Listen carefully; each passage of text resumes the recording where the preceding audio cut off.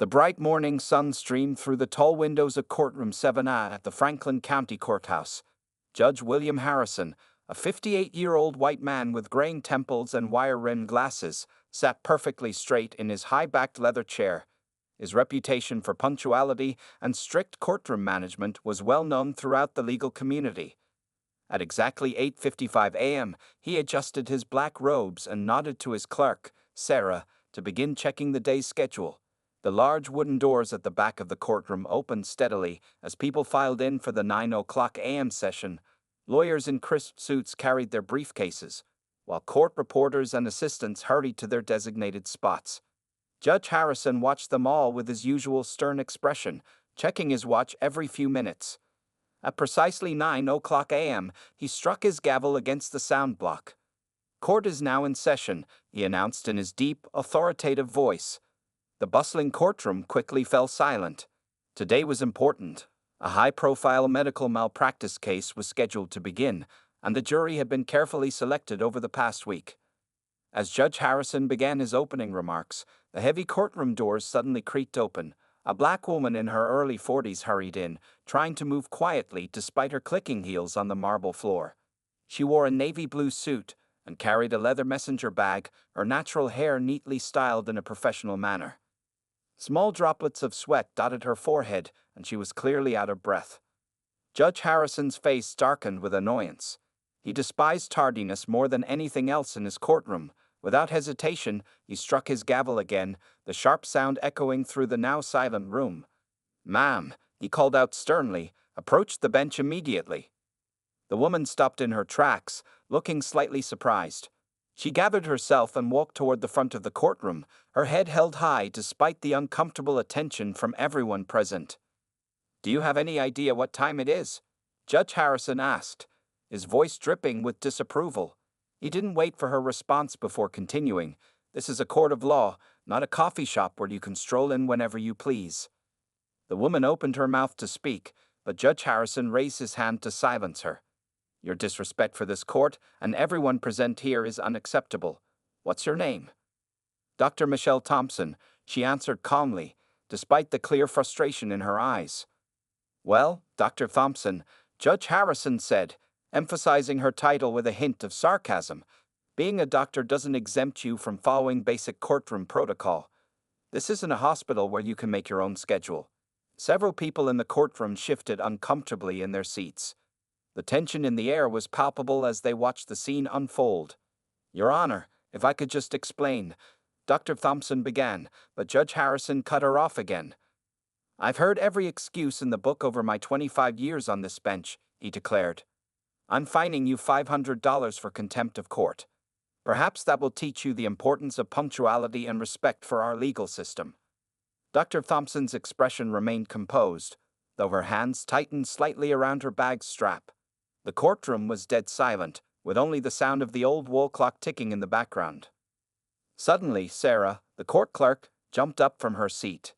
Her face had turned pale, and her hands trembled as she quickly walked to the judge's bench. She leaned in close to Judge Harrison's ear and whispered something urgently. The change in Judge Harrison's expression was immediate and dramatic. The color drained from his face, and his usual stern demeanor cracked visibly. His eyes widened behind his glasses, and his mouth opened slightly in shock. Dr. Michelle Thompson wasn't just any person walking into his courtroom late.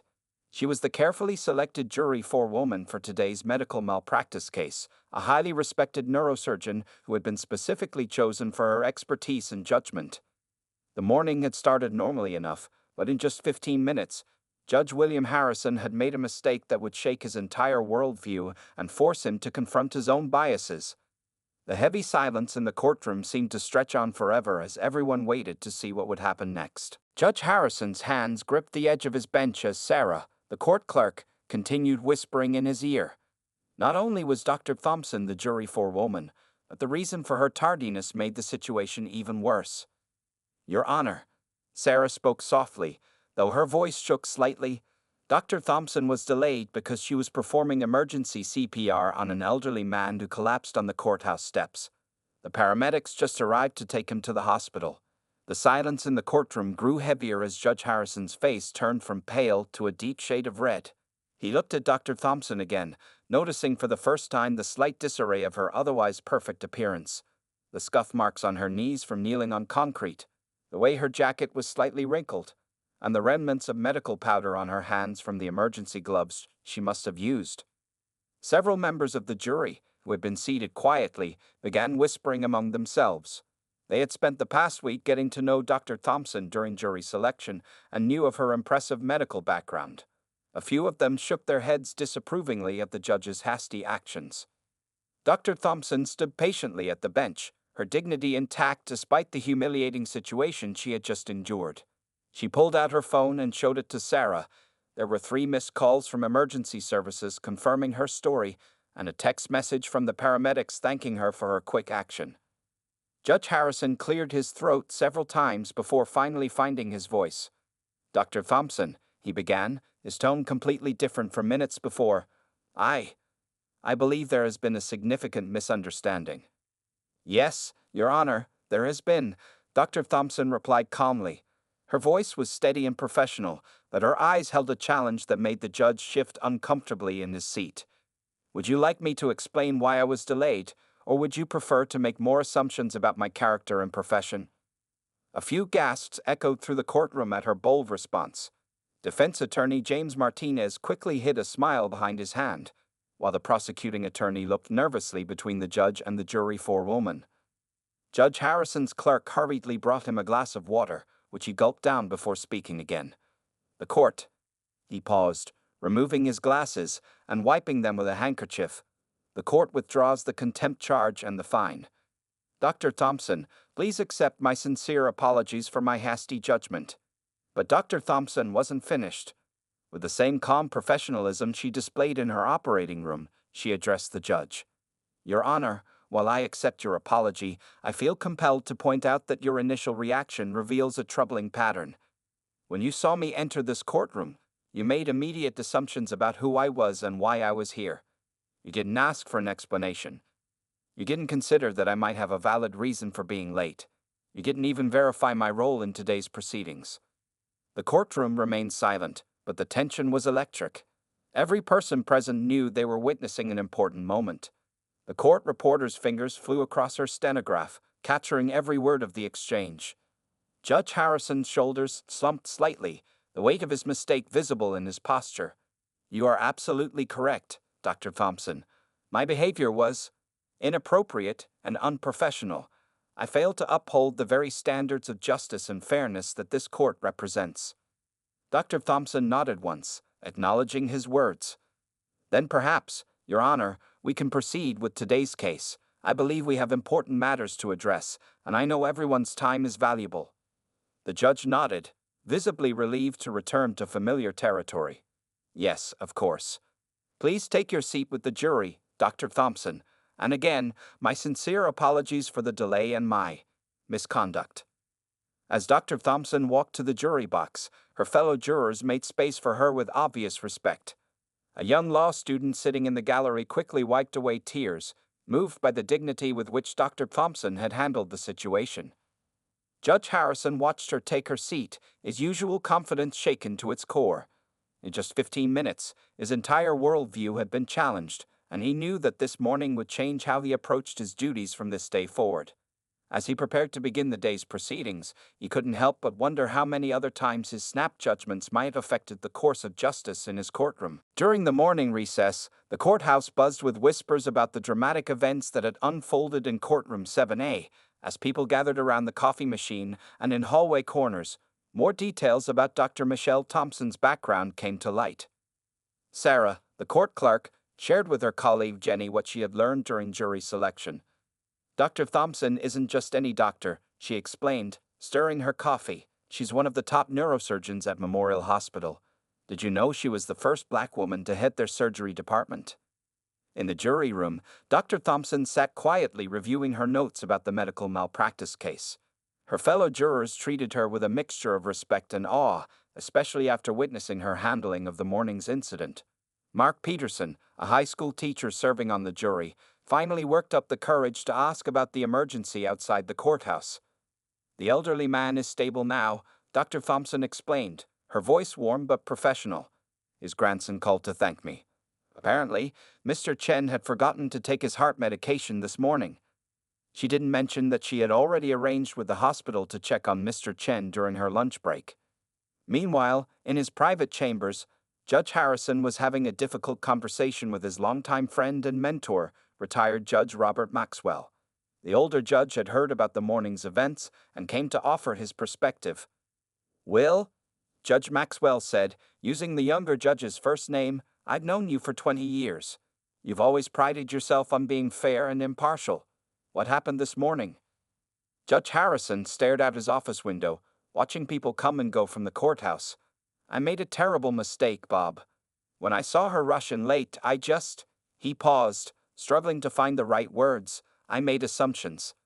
Assumptions I had no right to make. Do you know why Dr. Thompson was selected as jury forewoman?" Judge Maxwell asked, pulling out a folder he had brought with him. He opened it to reveal newspaper clippings and medical journal articles. As Judge Harrison read through the materials, his face showed increasing dismay. Dr. Michelle Thompson had published groundbreaking research on traumatic brain injuries. She had established a free medical clinic in an underserved neighborhood.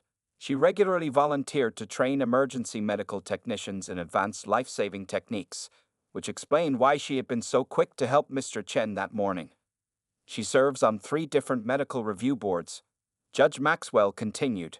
Her expertise is exactly why both legal teams agreed to have her on this malpractice case jury.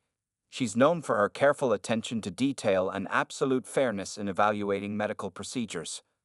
In the courthouse cafeteria, 2 young law interns discussed the morning's events while eating their sandwiches. "My professor would have loved to see this," one said. "It's like a real-life lesson in implicit bias and judicial conduct." The other intern nodded. "Did you see how Dr. Thompson handled it? No shouting, no drama, just pure professionalism. That's power right there." Back in the jury room, Dr. Thompson received another update about Mr. Chen's condition. As she read the text message, her mind went back to that morning. She had been running early for court when she saw the elderly man collapse. There had been no question in her mind about stopping to help. It was who she was, both as a doctor and as a human being. Her thoughts were interrupted by a court officer bringing in lunch orders. As she accepted her salad, she noticed a handwritten note attached to the container. It was from the courthouse security team, thanking her for her quick action that morning. They had reviewed the security footage and seen how she had run to help Mr. Chen without hesitation, directing bystanders and performing CPR until the paramedics arrived. One of her fellow jurors, an elderly woman named Martha, touched her arm gently. "My husband had a heart attack last year," she said softly. "Someone like you saved his life by doing CPR. I hope Judge Harrison realizes what kind of person he tried to find today." Dr. Thompson smiled kindly at Martha, but remained focused on the task ahead. The malpractice case they were about to hear was complex, and she knew her medical expertise would be crucial in ensuring a fair verdict. Despite the morning's events, she was determined to fulfill her duty as jury forewoman with the same professionalism and dedication she brought to her medical practice. As the lunch break drew to a close, both Dr. Thompson and Judge Harrison prepared to return to the courtroom, each knowing that the afternoon session would be very different from the morning's uncomfortable beginning. The afternoon session was about to begin, but Judge William Harrison felt unusually nervous in his chambers. He kept adjusting his black robes and checking his reflection in the window. For the first time in his 25-year career, he had asked his clerk Sarah to delay the start of court by 15 minutes.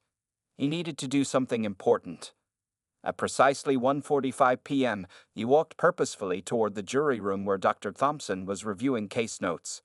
The other jurors quickly stood up when he entered, but his eyes were fixed on the jury forewoman. "Dr. Thompson, may I speak with you privately for a moment?" Dr. Thompson looked up from her papers, her expression neutral. "Of course, Your Honor," she replied, following him to a small conference room nearby. The silence between them felt heavy as Judge Harrison closed the door. "Dr. Thompson," he began, his voice lacking its usual authority, "I owe you more than the brief apology I gave this morning." He gestured for her to take a seat, but she politely declined, preferring to stand. "I've spent my lunch break reading about your work," he continued. "Your contributions to medical science, your free clinic, your teaching at the medical school. I was ashamed to learn that just last month, you received the city's humanitarian award for your work with underprivileged communities.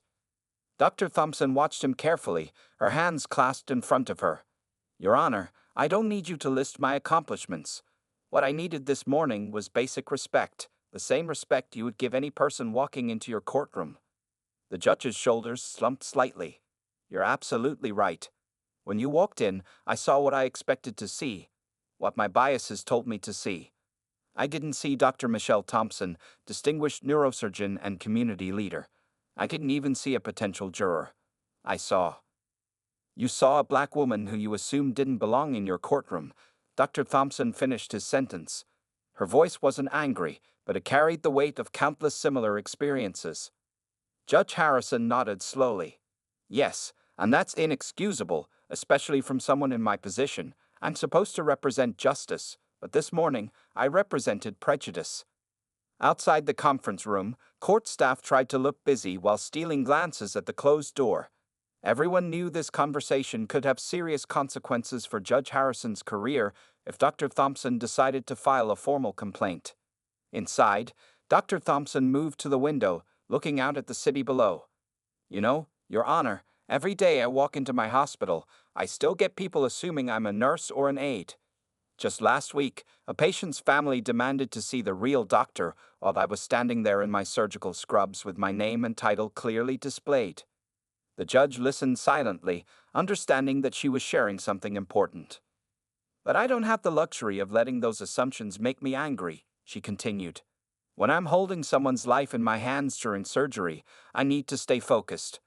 When I'm evaluating a medical malpractice case as a jury forewoman, I need to stay objective. Judge Harrison walked to stand beside her at the window. How do you do it? How do you maintain such professionalism in the face of this?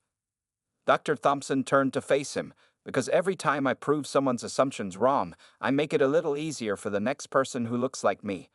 Every time I excel despite the prejudice, I create a crack in someone's biased worldview. The judge nodded thoughtfully. Like you did with me this morning. Exactly, she replied. Now, Your Honor, we have a medical malpractice case waiting. Shall we return to the courtroom and proceed with the real reason we're both here today? As they walked back together, Judge Harrison realized that this conversation had changed him more than any judicial training session ever had. He watched Dr. Thompson return to her seat in the jury box, carrying herself with the same dignity she had shown all day. The afternoon session was about to begin, but now there was a different energy in courtroom 7A. The judge's gavel sounded softer somehow, and when he said, "Court is now in session," his voice carried a new note of humility that his regular courtroom visitors had never heard before. The medical malpractice trial moved forward with Dr. Michelle Thompson, proving exactly why she had been chosen as jury forewoman. During the afternoon session, her presence in the courtroom became impossible to ignore, but not for the reasons of the morning's incident. As medical experts took the stand, Dr. Thompson's careful attention to detail became obvious to everyone present. She sat perfectly straight, taking detailed notes in a small leather-bound notebook. When the jury was allowed to submit questions for witnesses, hers were always precise and thoughtful. The case involved a young mother who had suffered complications during a routine surgery. Dr. James Miller, the defendant's surgeon, was currently on the witness stand, explaining his actions during the operation. His confidence seemed to waver whenever he glanced at Dr. Thompson, knowing her expertise might see through any attempt to minimize his decisions. Could you explain your choice of surgical approach? The defense attorney asked Dr. Miller. As the surgeon launched into a complicated medical explanation, Judge Harrison noticed something interesting. Dr. Thompson was writing rapidly in her notebook, her medical knowledge allowing her to catch details that others might miss.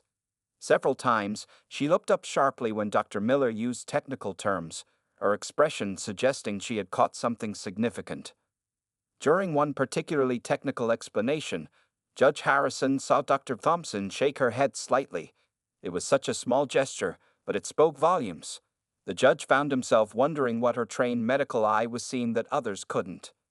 The other jurors often looked to Dr. Thompson for subtle cues when medical terminology became confusing. She would occasionally write simple explanations and pass them to her fellow jurors, helping them understand the complex medical testimony. She did this discreetly, careful not to influence their opinions but only to clarify the technical aspects. During the afternoon break, Sarah, the court clerk, overheard two lawyers discussing the case in the hallway. Having Dr. Thompson on that jury is like having a human lie detector for medical testimony, one lawyer whispered. Did you see how the defendant started sweating when she raised her eyebrow during his explanation of the surgical complications? The other lawyer nodded. I heard she's written 3 papers on exactly this type of procedure. The defense team must be nervous. Back in the courtroom, the plaintiff's attorney called another expert witness, Dr. Sarah Chen, a surgical specialist from a neighboring state. As Dr. Chen began her testimony, she seemed to direct her answers specifically toward Dr. Thompson, recognizing a fellow medical professional who would understand the nuances of her explanation. Judge Harrison found himself watching Dr. Thompson more than usual. Her presence had shifted from being the subject of his morning embarrassment to being a powerful reminder of why diversity in the courtroom was so crucial. Her expertise wasn't just helping the jury understand medical facts. It was ensuring that justice would be served based on true medical understanding rather than confused interpretations. During one complex medical explanation, a young juror named Michael looked completely lost. Dr. Thompson quietly drew a simple diagram on her notepad, showing the surgical procedure being discussed. She passed it to Michael, whose face lit up with understanding. Judge Harrison noticed this small act of kindness and leadership, feeling another wave of shame about his morning behavior. Late in the afternoon, Dr. Miller was describing a critical moment during the surgery. His voice faltered slightly as he noticed Dr. Thompson leaning forward, her attention completely focused on his words. She wrote something in her notebook and underlined it twice. The defense attorney, noticing his client's discomfort, tried to redirect the testimony toward simpler terms. But Dr. Thompson raised her hand politely, and Judge Harrison nodded for her to speak. Your Honor, could you ask the witness to clarify the exact time sequence of events during the complications? Her question was precise and professional, but everyone in the courtroom could sense its importance. Dr. Miller's face paled slightly as he realized he would need to be more specific about his actions during those crucial moments. The timeline he then described was noticeably different from his earlier testimony. As the day's session drew to a close, Judge Harrison couldn't help but reflect on how differently things might have gone if he had succeeded in removing Dr. Thompson from the jury with his morning fine. Her presence wasn't just important for this case, it was essential for justice. The sun was setting outside the courthouse windows, casting long shadows across the courtroom. But inside, Dr. Thompson's quiet competence continued to shine, illuminating the truth in ways that no one else could. The second day of the trial began very differently from the first. Judge Harrison arrived at his chambers an hour early, something he had never done before. He sat at his desk, reviewing not the case files, but rather his own past court records. His conversation with Dr. Thompson the previous day had sparked something in him that wouldn't let go. As he flipped through old cases, he began to notice patterns in his previous judgments and behavior that made him increasingly uncomfortable. How many times had he made quick decisions based on first impressions? How many times had his assumptions affected the course of justice in his courtroom? Sarah, his clerk, knocked softly on his door with his morning coffee. She found him surrounded by stacks of old case files, his reading glasses perched on his nose, looking troubled. Your Honor, she said gently, Dr. Thompson is already here. She's checking on Mr. Chen, the gentleman she helped yesterday. He's back for a different court case. Through his chamber window, Judge Harrison could see Dr. Thompson in the courthouse lobby. She was taking Mr. Chen's blood pressure and showing his grandson how to properly help him with his medication. Several courthouse security officers stood nearby, watching with admiration as she took time to write down clear instructions in both English and Chinese. The scene struck him hard. Here was someone who had every right to be angry about yesterday's treatment, yet she was starting her day by helping others. The contrast between her actions and his previous day's behavior couldn't have been clearer. In the jury room, other jurors were arriving, and their interaction with Dr. Thompson had noticeably changed. They treated her with a new level of respect, not just because of her medical expertise, but because of how she had handled the judge's prejudice with such dignity. Dr. Thompson, Martha, the elderly juror, approached her. I told my husband about what happened yesterday. He said we need more people like you in positions of power. Dr. Thompson smiled warmly but redirected the conversation to the case at hand. The most important thing right now is ensuring we give this case the attention it deserves. Every patient deserves quality care, and every medical professional must be held accountable for their actions. Meanwhile, Judge Harrison was having an unexpected visitor. Judge Robert Maxwell had returned, this time with news that made Harrison's stomach turn. "Will," Maxwell said seriously, "the local news has gotten wind of yesterday's incident. They're running a story about racial bias in the justice system, using what happened with Dr. Thompson as their latest example." Harrison sank into his chair. "They have every right to report it," he said quietly. "What I did was wrong, and maybe this will help other judges examine their own biases." "That's surprisingly humble of you, Will," Maxwell observed. "What changed?" Harrison stood and walked to his window again, watching as Dr. Thompson made her way toward the courtroom. "Yesterday, I saw real leadership, Bob. Not the kind that comes from a position or a title, but the kind that comes from character. Dr. Thompson could have filed a complaint. She could have demanded I recuse myself. Instead, she showed me what true professionalism looks like." As the courtroom began to fill for the day's proceedings, Harrison noticed something else. The gallery was more crowded than usual. Word had spread about Dr. Thompson's presence on the jury, and several young black law students had come to watch the trial. They sat in the back, their eyes filled with hope and determination as they watched Dr. Thompson take her place in the jury box. Before starting the session, Judge Harrison made an unusual announcement. "Before we proceed, I want to address something. Yesterday morning, I made a serious error in judgment that revealed my own biases. While I apologized privately to the person I wronged, I feel it's important to acknowledge publicly that such behavior has no place in this courtroom or any courtroom." The gallery remained silent, but several people nodded approvingly. Dr. Thompson's expression didn't change, but her eyes met the judge's for a moment, acknowledging the importance of his public statement. As the trial resumed, Judge Harrison found himself running his courtroom differently. He listened more carefully, spoke more thoughtfully, and most importantly, caught himself whenever he felt a snap judgment forming in his mind. The lesson Dr. Thompson had taught him was already changing how he approached his sacred duty to justice. The medical malpractice trial was reaching its final stages on the third day. The tension in courtroom 7 was high as both legal teams prepared for their closing arguments. But all eyes were on Dr. Michelle Thompson as she continued to lead the jury with quiet authority. During the defense's final presentation, an unexpected moment changed everything.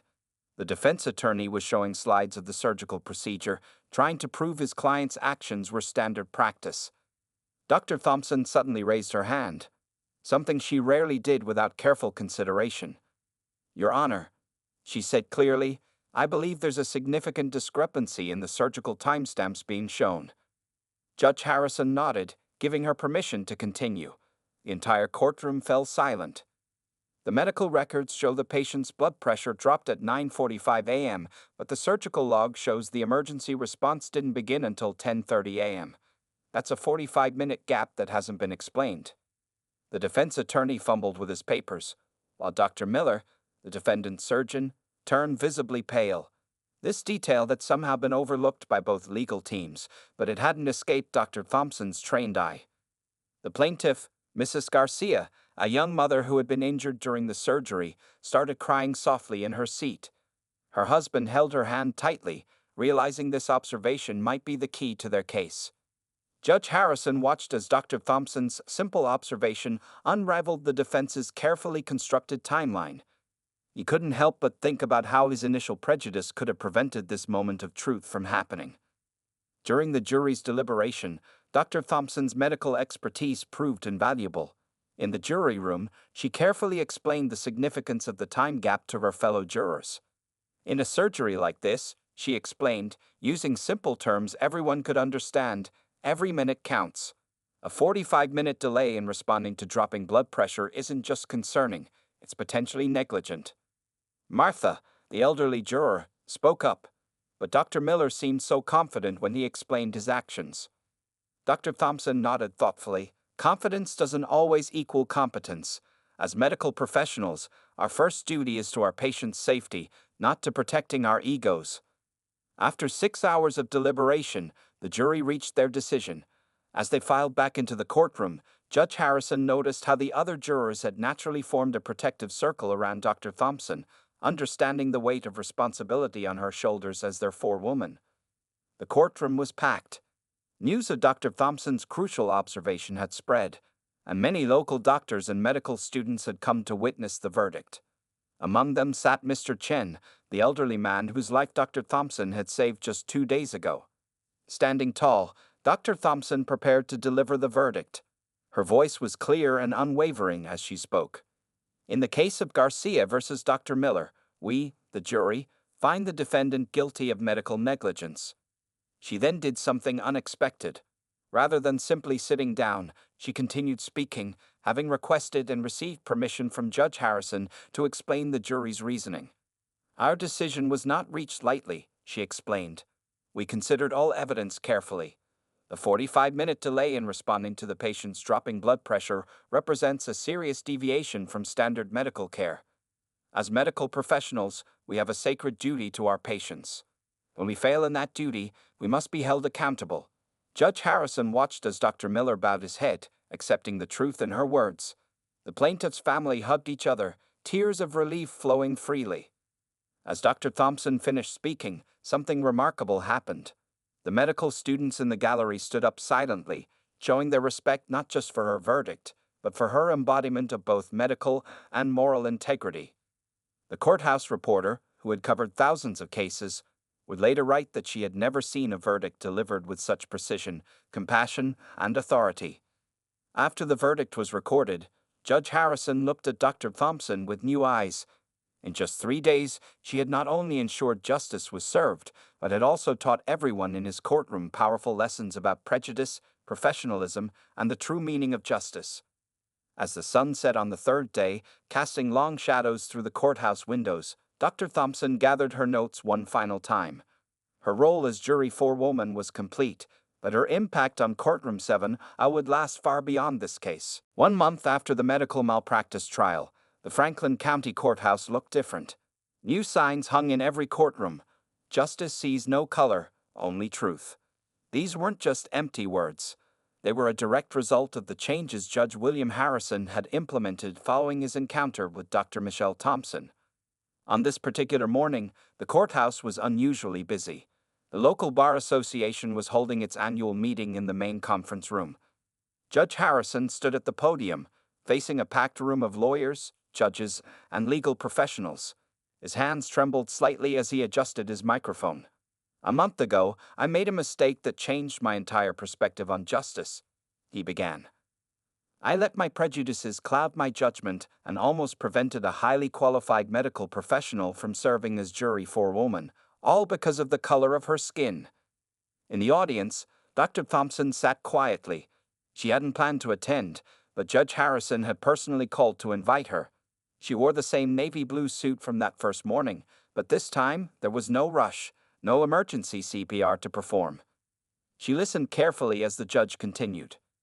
"Since that day, we've made changes in our courthouse," Harrison explained. "We've instituted mandatory bias training for all court personnel. We've revised our jury selection procedures. We've created a new position, Community Justice Advisor, and I'm proud to announce that Dr. Michelle Thompson has agreed to serve as our first advisor." Applause filled the room. The young law students who had witnessed the trial were now interns at the courthouse, and they clapped the loudest. They had already heard about Dr. Thompson's new role. She would help ensure that the justice system better served all members of their community. Mr. Chen, the elderly man whose life Dr. Thompson had saved, sat in the front row with his grandson. He had become a regular visitor to the courthouse, volunteering as a translator for other Chinese-speaking residents. His presence was a daily reminder of how one person's integrity could create ripples of positive change. Judge Harrison then shared something unexpected. "Last week, I reversed 3 of my previous judgments after reviewing them for potential bias. It wasn't easy to admit I might have been wrong, but Dr. Thompson taught me that true justice requires constant self-examination." In the back of the room, Sarah, the court clerk, wiped away tears. She remembered that first morning, how terrified she had been to tell the judge he was wrong. Now, she ran the courthouse's new cultural sensitivity training program. After the speech, Dr. Thompson approached Judge Harrison. She carried a small package. "Your Honor," she said, "the medical board asked me to give you this." Inside was a plaque recognizing the courthouse's new initiatives for promoting equality in the justice system. "I don't deserve this," Harrison said quietly. "This isn't about what you did wrong," Dr. Thompson replied. "It's about what you did to make it right." Later that afternoon, a young black girl on a school field trip stopped Dr. Thompson in the courthouse hallway. "Are you the doctor who became a jury leader?" she asked excitedly. "My mom told me about you. I want to be a doctor and a judge." Dr. Thompson knelt down to the girl's level. "You can be anything you want to be," she said, "and don't let anyone's assumptions stop you." Judge Harrison, watching from his chamber window, smiled. The courthouse had handled over 100 cases since the medical malpractice trial, and each one had been approached with a new level of consciousness and care. As the day ended, Dr. Thompson checked in on the new bias training session for incoming court officers. She passed by courtroom 7A, now known informally as the Thompson Court among the staff. Inside, a diverse group of jurors was being sworn in for a new trial. Judge Harrison caught up with her in the lobby. "Dr. Thompson," he called out, "I never asked. Why did you accept the advisor position?"